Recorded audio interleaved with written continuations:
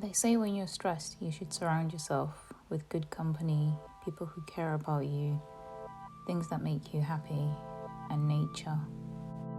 In June 2022, I was told that I have a functional tic disorder. Now, I'd never heard of this before, and I was really confused at first. The functional tics were caused by stress and possibly emotional trauma. What this means is that these strong negative feelings and emotions I was feeling caused signals in my brain to get stuck, and this has now affected my voluntary movement system. I was really shocked and had no idea stress could leave an impact on anyone like that.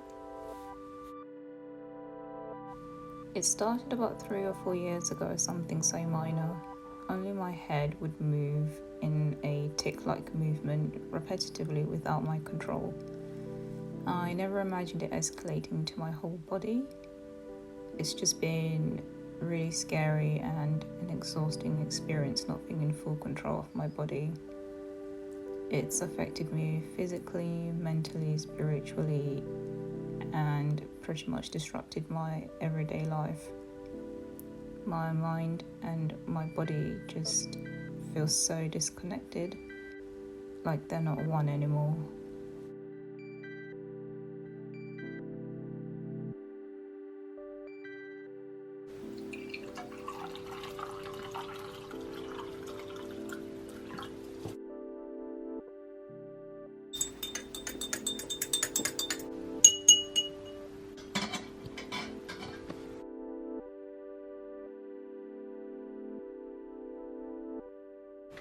Hi everyone, welcome to Tea Time Talk.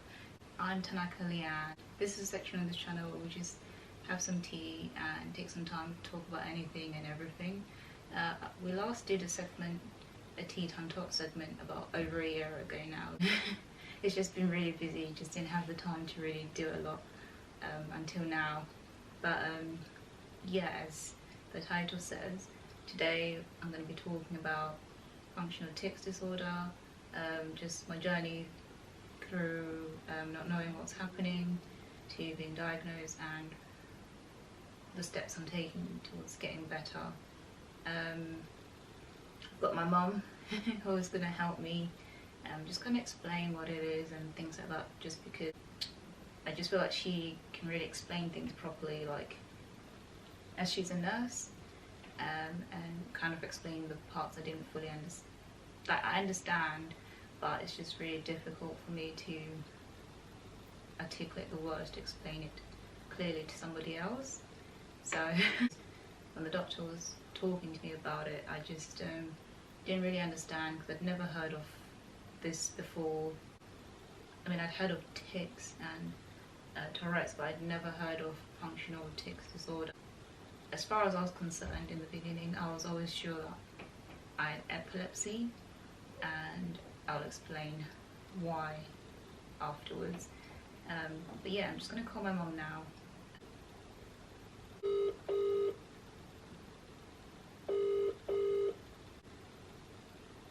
Hi. Hi. Hi, Mom. Hi. Samson, you alright? Yeah, I'm good. How are you? I'm good, thank you. Lovely. So I was just talking about how you're going to help sort of explain what's been going on. Okay, from where to where? Which part am I talking about? Mom, we talked about this, and I was just calling for your help in explaining what functional tics are, and I'm just going through that really and just explaining it. My understanding as a nurse. Well, to be honest, I've been in the health profession for over 20 years. Yeah. And I didn't know anything about tics until we went to see the doctor. But from my understanding, tics are like a type of a repetitive movement or sound, and they're like a symptom of a variety of conditions, like mostly neurological conditions like Tourette's syndrome. Yeah. Then we have functional tics, which are like it's sort of like a functional neurological disorder, where I can say from my understanding, it's a disorder to do with just voluntary movements, Yeah. It's got nothing to do with automatic movements. From what I get, like when your doctor was talking to you the other day, he asked me, I was there, if I ever saw any such kind of repetitive movements when you were a child. And obviously I didn't. Yeah. So he was trying to establish that, some of these things, a child is born with a condition or it's kind of genetic, and it's like a condition causing those repetitive movements. Yeah. And then with others, like I think in your case, it's not like you've got Tourette's or something like that.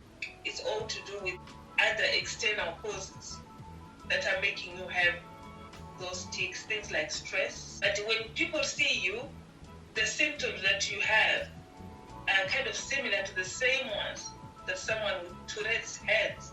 Yeah, so you can present as if you've got Tourette's or you've got epilepsy. Then when they do tests, they don't see anything like that. And for you, the first time when we went, they did physical examination, they did their tests, and they said that it doesn't look like you have the condition. So it's just functional.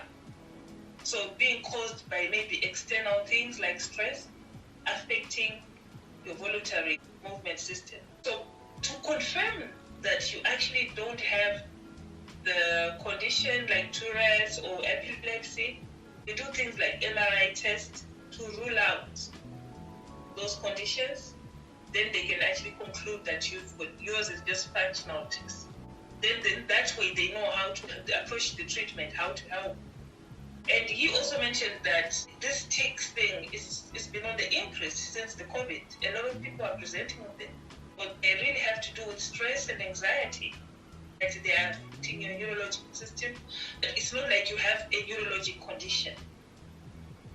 Yeah. So that's what I understood by functional tics. There was like, when I was looking at the website, there's like a chart showing the differences between the functional tics and the Tics Tourette's. associated, with Tourette's.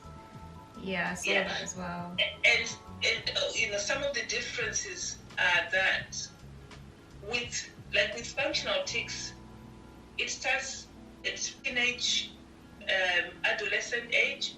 It doesn't start from childhood because it's not genetic. So it's obviously when you are an adult, when you are a teenager, maybe you've been exposed to a lot of stress, you've been through a lot of things, then that thing comes on you. Yeah. So that's one difference. Whereas with Tourette's and all this epilepsy and other conditions, even from childhood, people can see you having those repetitive movements or sounds, and that is picked at childhood because it's within you. Maybe it's genetic or whatever. So that's one difference. The other difference is medication does not really help functional tics. No. Sorry? I learned that the hard way when I tried the first medication. Exactly, with the Functional. And it gave me like increased. What happened? Because they ended up having to take you off the medication because it wasn't helping you. In fact, the side effects were the ones even causing problems on you. Yeah. So those are some of the things that they use to differentiate whether it's functional tics or it's the Tourette syndrome or they also said functional tics. Conditions. Sorry. They also said functional tics affects like young girls more often than men, and then the Tourette's affects males more likely to be males than females. Yeah. When we didn't know what was happening before, and then after we saw the specialist doctor, I was just fitting into all these things, and it just sort of made sense to what was happening, because you remember like when I would have especially in the night time, when I would have the panic attacks, then they would lead to like the non-epileptic type fits. Like I genuinely felt like I had epilepsy, because it sort of starts off like in my left side of the brain. It feels like an electric charge. That's the best way I can describe it. And then it's just like waves. I don't know how, it just feels weird, and then like my right eye starts twitching, and then my head starts going that side. And I've seen these movements in people with epilepsy before, and then after that, like, I just lose control of my body. And also, like, with people with Tourette's, they say that they get an urge to tic and they get a warning, but with functional tics disorder, you don't get an urge. There's no warning. And there's no warning. There's no urge. And when it happens, It's sudden. It's a sudden. And after the tic attack, it's like, that's what they call them, tic attacks. It's like, I don't feel better like people with Tourette's do. I actually feel worse, and there's no like sense of relief. It's just like, it gets worse and worse and worse. Like, usually I have to like really like de-stress to calm down, like either go to bed or what else I used to do. Like, that's when I started like mindfulness and all these things to sort of de-stress. But sometimes it's like I didn't know when to catch it so that it didn't get out of control. But yeah, like, it's been a learning curve. Yeah, but the good thing is now you put more insight into it and you know how to deal with it. And also, like, the doctor was good. He did all the tests. He did MRI scan. They ruled out all the other conditions that, you know, you're okay. It's just the, you know, functional tics. So now you can focus on that. All the nurses and doctors that we met have been so respectful and treat me with dignity, and have been so nice, because when you have functional tics and you're already, because I was diagnosed with like general anxiety disorder a couple of years ago and low mood disorder, so these are things that come with functional tics as well and actually make them quite bad. So my anxiety has really heightened and stuff like that, but all the health professionals I've met have just been so lovely, so amazing and so kind, so respectful. And especially the consultant. Yeah, he was so nice.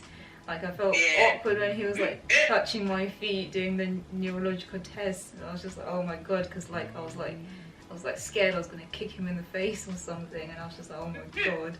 And then but yeah, like, the nurse is amazing, and you know, in a way, like, I'm glad, like, Mom, that you pushed me to see another doctor, because the first doctor I saw was very dismissive, and you know, he just didn't listen, and I went into like a really That's low... a GP, right? That's a GP, yeah? Yeah. And then I went into like a low state, because I was just like... That's the other thing, that people really need to be careful. I'm not disrespecting GPs, but some of these GPs are very dismissive. Yeah. And it's really up to you, if you really want treatment, to pursue it and to continue to pester them until they do something about it. Because if you listen to them and you say, oh, the GP said I'm fine, when you're not feeling fine, you're going to be in trouble. Yeah. You really need to pester them, because some of them are so dismissive, it's unbelievable. Yeah, because I saw him in December, and then... No, I spoke to him in January, December, and then a year later, like, things got really bad, and then you were like my health advocate. You kept saying, you need to go back to the GP and demand that they see you. You need to go back to the GP and demand that they see you. And I think I just kind of shut down. I ended up speaking to them myself. Yeah, I think... And then they gave me an appointment. Yeah, and then that's when they saw, like, oh yeah, something's actually really, really wrong, and now I'm like... It's just so physically decapitating sometimes. Like, I've had to take time off work, and it's just difficult to function daily and everything now. But you know, it's all we'll get there eventually. And but yeah. Well, thank you, Mom, for your help in... Oh, is this all from me? Are you done with me? Shall I disappear? And you can carry on? That's the end of the talk for part 1. Okay then, thanks for listening. Thanks. Alright, thanks Mom. So we've come to the end of the talk so far. This video was actually really long to film as one whole video, so I'm gonna split it into different parts. I'm not sure how many parts there will be yet. I think there's gonna be about 3 or 4 parts and some vlogs to just go along with some of the experiences. I just wanted to talk about this just to help somebody going through the same experiences as me, maybe, no matter what stage they're at, or you may not be having tics, but you may just be going through like an anxious period or a low period in mood, depression, and it's good to talk about mental health issues and be open conversations. So if you watched to the end of the video, thank you for watching and thank you for listening. See you in the next one.